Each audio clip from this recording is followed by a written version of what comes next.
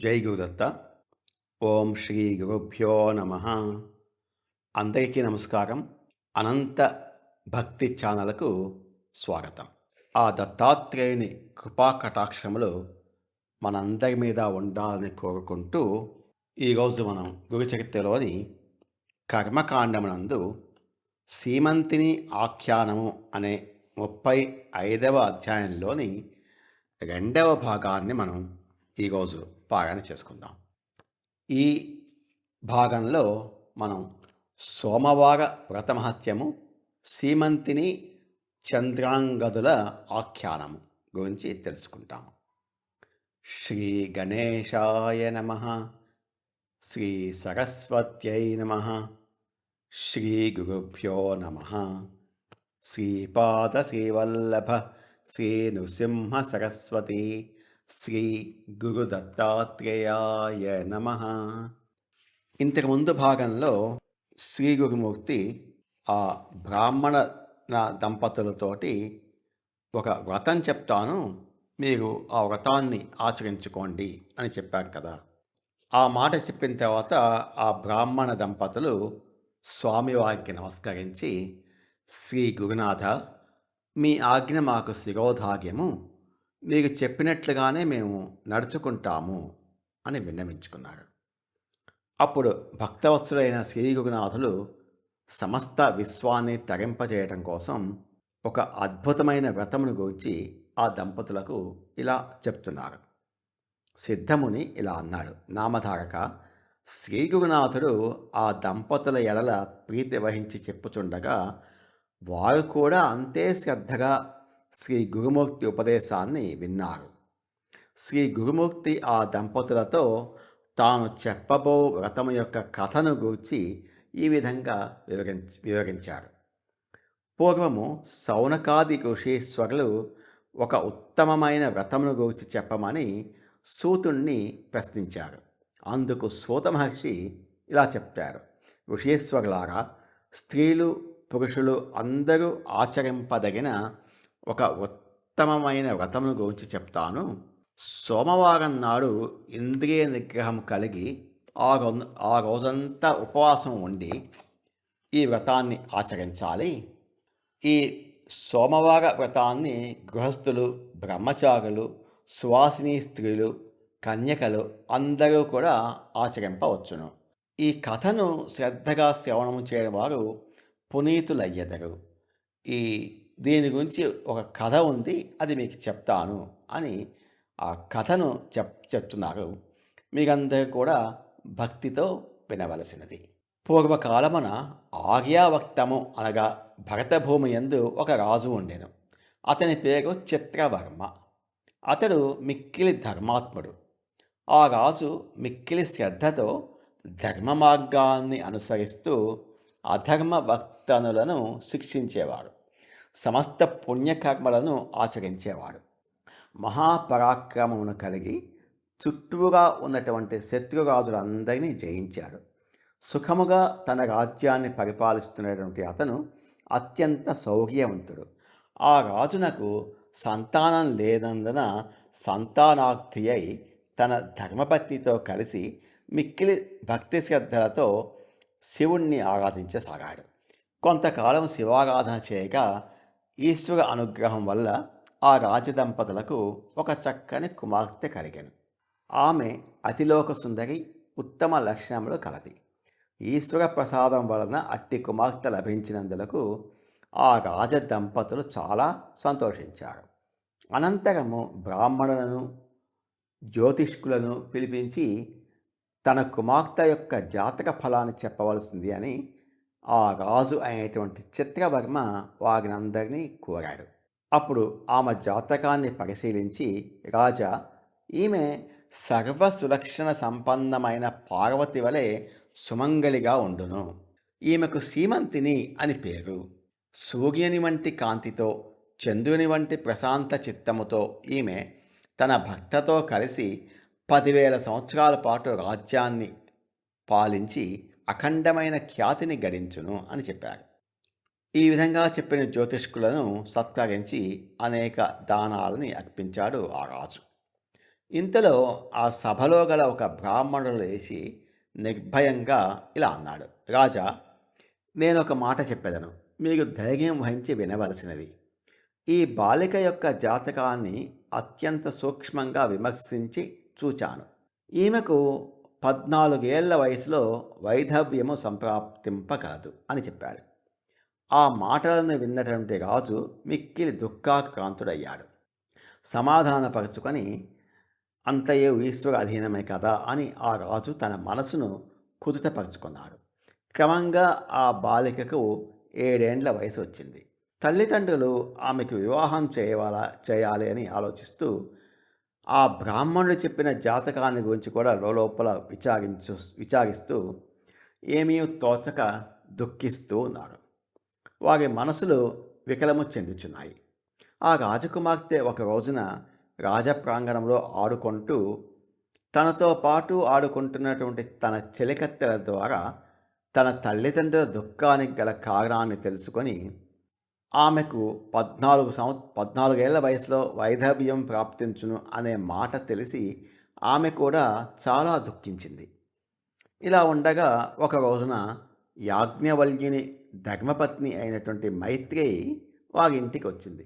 ఆ మహాత్మురాలు ఇంటిలోనికి అడుగుపెట్టిన వెంటనే ఈ సీమంతిని అనే అమ్మాయి వెళ్ళి ఆమె పాదాలను తాకి ఆమెకు సాష్టాంగ వందనం చేసి వినయపూర్వకంగా, అమ్మా, నన్ను కాపాడము అని దీనంగా అడిగింది. తల్లి, నాకు సుదీర్ఘమైన సౌమంగళ్యము సిద్ధించినట్లుగా వైధవ్యము రాకుండానట్టి ఏదైనా ఉపాయాన్ని చెప్పండి అని దయతో ప్రార్థించింది. అప్పుడు మిక్కిలి ప్రేమభావంతో మైత్రేయి ఇలా చెప్పింది: అమ్మా, నీవు ఈశ్వరుణ్ణి శరణవేడు, నీ సౌభాగ్యము శాశ్వతం అవుతుంది అని చెప్పింది. వెంటనే ఆ రాజకుమార్తె ఇలా అడిగింది: అది ఎలా ఉంటుంది? దాని యొక్క విధానం ఏమిటి? అందుకు నేనేం చేయాలి? మీరు నాకు తల్లి వంటి వారు కాబట్టి అందుకు తగిన పూర్తి వివరాలను నాకు దయతో వివరించండి అని ప్రార్థించింది. అప్పుడు మైత్రేయి రాజకుమారితోటి, అన్ని వ్రతముల కంటే ఉత్తమమైన ఒక వ్రతం ఉంది. దాని పేరు సోమవార వ్రతము. సోమవారం నాడు ఉపవాసం చేసి పరమశివుణ్ణి పూజించాలి. చక్కని నియమంతో తలస్నానం చేసి శుభ్రమైన వస్త్రాలను కట్టుకొని నిర్మలమైన మనస్సుతో శుద్ధమైన భక్తిభావంతో ఈశ్వరుణ్ణి పూజించాలి, అభిషేకించాలి. శివుని అభిషేకించటం వల్ల పాపం క్షయమవుతుంది. పీఠాన్ని పూజించటం వల్ల సామ్రాజ్యం కలుగుతుంది. గంధము, అక్షతలు, పుష్పమాలికలు అర్పించటం వల్ల స్థిరమైన సౌభాగ్యం లభిస్తుంది. ధూపదానముచే సౌగంధ్యమును, దీపదానముచే కాంతిని, నైవేద్యము అర్పించుటచే సమస్త భోగములను పొందుతావు. తాంబూలాన్ని అర్పించుట వల్ల లక్ష్మీదేవి స్థిరంగా ఉంటుంది. నమస్కారంతో చతుర్విధ పురుషార్థములు, ఈశ్వర మంత్ర జపముతో అష్టైశ్వర్యాలు ప్రాప్తిస్తుంది. హోమం చేయటం వల్ల భాండాగారాలు నిండుకుంటాయి. స్తోత్రం చేయటం వల్ల సముద్రమైన ఐశ్వర్యం లభిస్తుంది. బ్రాహ్మణ భోజనం వలన సర్వదేవతల అనుగ్రహము సిద్ధిస్తుంది. కాబట్టి అమ్మాయి, ఇటువంటి సోమవార వ్రతాన్ని నీవు చేయము. నీ భయము నివర్తించును, సమస్త క్లేశాలు నీకు తొలగిపోతుంది అని ఈశ్వరుణ్ణి పూజించటం వల్ల సమస్త దురితములు పరిహరింపబడుతుంది అని మైత్రేయి సీమంతినితో చెప్పింది. అది విన్న వెంటనే సీమంతిని అట్టి సోమవార వ్రతాన్ని తప్పక ఆచరించాలి అని నిశ్చయించుకుంది. వెంటనే వచ్చిన సోమవారం నాడు ఆ రాజకుమార్తె మిక్కిలి శ్రద్ధాభక్తులతో సోమవార వ్రతాన్ని ఆచరించింది. ఆ వ్రత అనుష్ఠానం వల్ల ఆమె యొక్క పాపరాశి కొంత తగ్గింది. కాబట్టి కూతురునకు వివాహయోగ్యమైన వయస్సు వచ్చింది అని తండ్రి అయినటువంటి చిత్రవర్మ నలదమయంతుల వంశానికి చెందినటువంటి ఇంద్రసేన మహారాజు కుమారుడు అయినటువంటి చంద్రాంగదుడిని అనేటువంటి రాజకుమారుడితో వివాహం నిశ్చయించారు.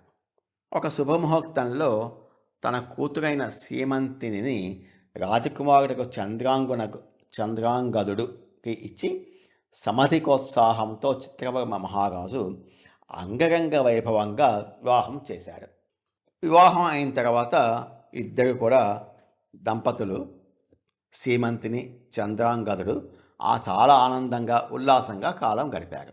ఇంతలో ఒకనాడు ఆ రాజకుమారుడు కాళింది నదిలో జలవిహారం చేయటం కోసం కొంతమంది పరివారంతో కలిసి నదీ తీరానికి వెళ్ళాడు. అక్కడ అందరూ నదిలో దిగి చాలా ఆనందంగా జలక్రీడలను ఆచరించారు.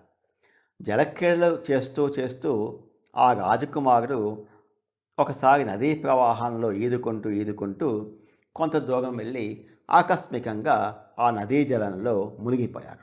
గజ ఈతగాళ్ళు నదిలో దూకి ఎంత వెతికినా కూడా ఆ రాజకుమారుడు కనిపించలేదు. వెంటనే రాజభటులు వెళ్ళి జరిగిన వృత్తాంతాన్ని రాజుగారికి తెలియజేయగా ఆ రాజు చాలా దుఃఖంతో మోక్ష పొందాడు. సీమంతిని కూడా తన భర్త నదిలో మునిగిపోయాడు అన్న వార్త విని ముక్చిల్లిపోయింది. ఈ విధంగా అందరూ విలపిస్తుండగా ఈ సమాచారాన్ని చంద్రాంగదుడి యొక్క తండ్రి ఇంద్రసేన మహారాజు వద్దకు కూడా వెళ్ళి చెప్పారు. ఈ దుర్వార్తను విన్నటువంటి ఇంద్రసేన మహారాజు చాలా దుఃఖించి తన భార్య బంధువుల పరివారంతో కలిసి ఆ నదీ తీరానికి వచ్చి హా కుమారా అని శోకించున్నారు. ఈ విధంగా సీమంతిని తల్లిదండ్రులు అత్తమామలు అందరూ కూడా దుఃఖిస్తూ సీమంతిని తన తండ్రితోటి ఇక నేను నిశ్చయంగా జీవించను, నా భర్తతో కలిసి సహగమనం చేస్తాను అని చెప్పింది. ఈ వైధవ్యంతో నేను ఈ లోకనందు జీవించటంలో ఉపయోగం ఏముంది, కాబట్టి నేను నా భర్తతో పాటు సహగమనము చేస్తాను అని పలికింది. అప్పుడు బ్రాహ్మణులు భక్త శవం లేకుండా సహగమనం చేయటకు వీల్లేదు అని చెప్పి వాగించారు. ఎంత వెతికించినా కూడా భక్త శవం కనపడలేదు. శవం దొరికే వరకు సహగమనం చేయకుండా వేచి ఉండాలి అని బ్రాహ్మణులు ఆ రాజకుమార్తెకు చెప్పారు. ఇంద్రసేనుడు మాత్రం పుత్రశోకాన్ని ఏమాత్రం మరిచిపోలేక దుఃఖిస్తూ రాజకార్యాలను వదిలిపెట్టి తన పుత్రుని గురించే శోకించటం వల్ల అతని యొక్క దాయాదులు బంధువులు అందరూ కలిసి అతని రాజ్యాన్ని కబళించి ఆ రాజును అతని భార్యతో సహా కారాగృహ గృహంలో బంధించారు. సీమంతిని ఇక్కడ ప్రాణత్యాగం చేయడానికి కోసం సిద్ధపడింది. అప్పుడు చిత్రవర్మ తన కూతురిని సమీపించి అప్పయంగా తల నిమురుతూ నెమ్మదిగా ఇలా చెప్పాడు. లోకంలో వైధవ్యము నింద్యమైనదే, దాన్ని భరించుట కష్టసాధ్యమే, కానీ ప్రాణత్యాగం చేయటం మహాపాపము, అది ఆత్మహత్యా సదృశము, అది హేయమైన పని. తల్లి, నా మాట విను. నాకు పుత్రులు లేరు కదా, నీవు మరణిస్తే మేము ఎలా జీవిస్తాము? నిన్నే మేము పుత్రునిగా భావించి జీవించుచున్నాము. అయితే నీవు వైధవ్యమును ఆచరించటలేదని లోకులు మమ్మల్ని నిందిస్తారు. కానీ 1 ఏడాది పాటు మనం చూసి అప్పటి వరకు నువ్వు ప్రాణత్యాగం చేయడానికి సిద్ధపడవద్దు అని బతిమలాడుకొని నచ్చజెప్పారు. సీమంతిని కూడా తండ్రి మాటల్ని అంగీకరించింది. ఇది ఇలా ఉండంగా తన భక్తను ఆమె స్మరిస్తూ శివుని ధ్యానిస్తూ ఆమె ప్రతి సోమవారము ఆ సోమవార వ్రతాన్ని మాత్రం ఆచరిస్తూనే ఉంది. ఇది ఇలా ఉండగా నదీ ప్రవాహంలో మునిగిపోయినటువంటి ఆ రాజకుమారుడు ప్రవాహ వేగంలో కొట్టుకొని పోయి దైవవశమున విహారార్థముగా నదీ తీరానికి వచ్చినటువంటి నాగకన్యకలు అపురూపమైన అతని సౌందర్యాన్ని చూసి ఆశ్చర్యపోయి వారు వెంటనే అతన్ని తీసుకొని తన లోకానికి తీసుకుని వెళ్ళారు. వారు అతనిపై అమృత జలమును చల్లగానే ఆ రాజకుమారుడు మేల్కొన్నాడు. వెంటనే అతనికి ఆ నాగకన్యకలు అమృతపానాన్ని చేయించారు. తర్వాత వారు అందరూ కలిసి అతన్ని తమకు రాజు అయినటువంటి తక్షకుడు వద్దకు తీసుకుని పోయారు. అప్పుడు అతనికి వారు ఇంద్రలోకాన్ని మించి ప్రకాశిస్తున్నటువంటి పాతాళ లోకాన్ని చూపించారు. సభాభవనం మధ్యలో ఉన్నతమైన వేదిక మీద కూర్చున్నటువంటి ఆ సర్పరాజు అయినటువంటి తక్షకుడు కూర్చొని ఉన్నాడు. మధ్య మధ్యలో నాగరాజులు బుసలు కొడుతూ శోభాయమానంగా ఆ ప్రదేశం అంతా కూడా చాలా శోభాయమానంగా ఉంది. అప్పుడు తక్షకుడు రాజకుమారుని వైపు చూసి, కుమారా, నీవు ఎవరవు? నీ పేరేమి? ఏ వంశానికి చెందినవాడు అని అడిగాడు. అప్పుడు రాజకుమారుడు తక్షకునితో, నేను ఇంద్రసేన మహారాజు కుమారుణ్ణి, నా పేరు చంద్రాంగదుడు. వివాహం అయిన తర్వాత మా యొక్క మామగారి ఇంట్లో ఉన్నాను. అక్కడ జలక్రీడార్థంగా నేను యమునా నదికి వచ్చి ప్రారబ్ధవశంలో నదిలో మునిగిపోయాను. నదిలో కొట్టుకొని పోతున్నట్టు నన్ను రక్షించినటువంటి ఈ నాగకన్యకలు మీ దగ్గరకు తీసుకుని వచ్చారు అని మొత్తం చెప్పాడు. అప్పుడు ఆ రాజకుమారుడు యొక్క వినయపూర్వకమైన మాటలను విన్నటువంటి తక్షకుడు చాలా సంతోషించి, రాజకుమారా, నీవు భయపడవద్దు. నువ్వు హాయిగా ఇక్కడే ఈ నాగలోకంలోనే నువ్వు ఉండవచ్చును అని, సమస్త భోగాలను అనుభవిస్తూ నువ్వు ఇక్కడే ఉండవచ్చు అని ఆప్యాయంగా చెప్పాడు. కానీ రాజకుమారుడు, నా తండ్రికి నేను ఒక్కడనే కుమారుడిని, నా భార్యకు కూడా 14 ఏళ్ళ వయసు మాత్రమే ఉంది.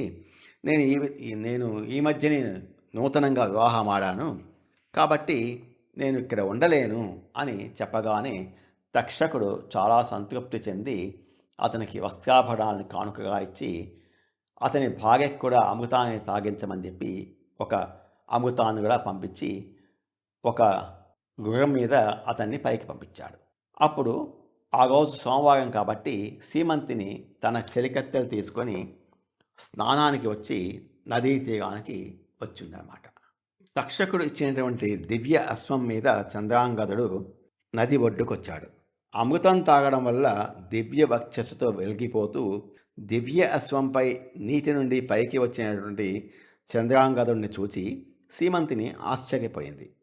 ఆమె కానీ ఆ సీమంతిని మెడలో ఆభరణాలు, మంగళసూత్రము, నొసట కుంకుమ లేకపోయేసరికి చంద్రాంగదుడు ఆమెను గుర్తుపట్టలేకుండా చంద్రసేనుడు తక్షకుణ్ణి స్మరించి మారురూపం ధరించి రాజకుమార్తెను విచారించి, నీ వ్రత ప్రభావం వల్ల ఇక్కడి నుంచి 3వ రోజు నీ భర్త మళ్ళీ నీ దగ్గరికి వస్తాడు అని ఆమెతో చెప్పి మొదట తన తల్లిదండ్రులను రక్షించడానికి వెళ్ళాడు. వారి రాజ్యాన్ని అపహరించినటువంటి దాయాదులకు, బంధువులకు తాను తక్షకుని వరం పొంది వచ్చిన సంగతి తెలుపుతూ రాజ్యం తిరిగి అప్పగించమని, లేకుంటే వారిని యుద్ధంలో శిక్షిస్తానని హెచ్చరిస్తూ చంద్రాంగదుడు కబురు పెట్టాడు. నదిలో పడి మరణించిన చంద్రాంగదుడు తిరిగి వచ్చాడని తెలియగానే ఆ దాయాదులు భయపడి అతన్ని క్షమాపణ చెప్పి రాజ్యాన్ని తిరిగి అప్పగించారు. చంద్రాంగదుడు తాను నాగలోక సౌందర్యం తిలకిస్తూ మళ్ళీ రావటం ఆలస్యం చేసినందుకు తన వారు ఎంత దుఃఖించారో, ఎన్ని కష్టాలను అనుభవించారో తెలుసుకొని తల్లిదండ్రులకు క్షమాపణ చెప్పుకున్నాడు. తిరిగి తమ కొడుకును, రాజ్యాన్ని పొందిన అతని తల్లిదండ్రులు సంతోషించి అదంతా సీమంతిని చేసిన సోమవార వ్రతానికి సంబంధించిన ఫలితమే అని గుర్తించి ఆమెను తీసుకొచ్చి ఎంతో వైభవంగా చంద్రాంగదుడికి పట్టాభిషేకం చేశారు. ఇటువంటి అద్భుతమైన, పవిత్రమైన, ప్రతిభావంతమైనటువంటి సోమవార వ్రతాన్ని గురించి శ్రీ గురుమూర్తి ఆ బ్రాహ్మణ దంపతులకు వివరించి చెప్పాడు. అప్పుడు తల్లి, నీవు కూడా ఈ వ్రతాన్ని ఆచరించి అఖండమైన సౌభాగ్యాన్ని పొందుము, నీకు అనేక మంది కుమారులు, కుమార్తెలు కలుగుతారు, నా మాట వినము అని ఆ దంపతులతోటి శ్రీ గురుదేవుడు చెప్పాడు. అప్పుడు ఆ దంపతులు తప్పకుండా మేము ఆ వ్రతాన్ని ఆచరిస్తాము అని చెప్పి ఆ దంపతులు కూడా సోమవార వ్రతాన్ని ఆచరింపసాగారు. ఈ అంతటా ఈ గానగాపు వారి తల్లిదండ్రులు తమ కుమారుడు, కోడలు గూర్చిన శుభవార్తను విన్నటువంటి గోడేనాథుడు గానగాపురానికి విచ్చేసి ధనాన్ని ఖర్చు పెట్టి బ్రాహ్మణ సమారాధన చేశాడు. అనంతరము శ్రీగురుమూర్తి ఆజ్ఞను స్వీకరించి అందరూ కలిసి తమ స్వగ్రామానికి వెళ్ళిపోయారు. అంతటి గురునాథుని ఖ్యాతి సమస్త దేశ విదేశాలకు వ్యాపించింది.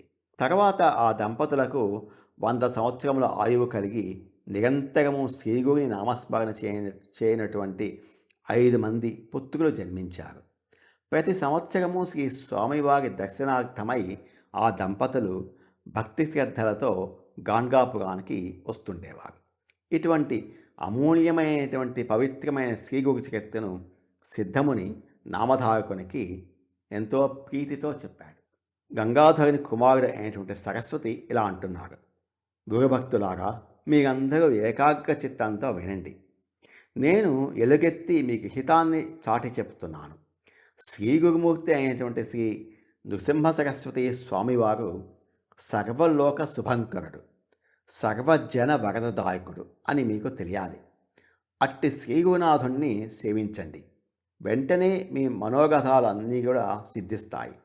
అమృతము వంటి గురుచరిత్రను నిరంతరము ఎవరు సేవించెదరో వారు తప్పక పునీతులు అవుతారు. కాబట్టి అమృతపు చలివేంద్రం వంటి గురుచరిత్రను మీకోసం నెలకొల్పాను. దాన్ని సమీపించి మీరందరూ తనివితీగా తాగండి. కామధేను వంటి శ్రీ గురు చరిత్రను వినటం వల్ల, పఠించటం వల్ల పతితులు పవిత్రులవుతారు. భక్తుల మనోభీష్టాలు తప్పక సిద్ధిస్తుంది. ఎవరి చిత్తము శ్రీ గురుచరణ సరోజములయందు స్థిరంగా నిలిచి ఉంటుందో వారి కార్యాలు అన్నీ సులభంగా నెరవేరుతాయి.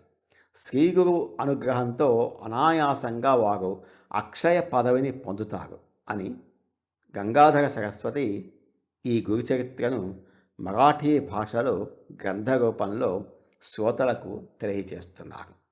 ఇంతటితో శ్రీ గురుచరిత్రలోని కర్మకాండమునందు సీమంతిని ఆఖ్యానము అనే 35వ అధ్యాయం సమాప్తం. ఓం తత్సత్.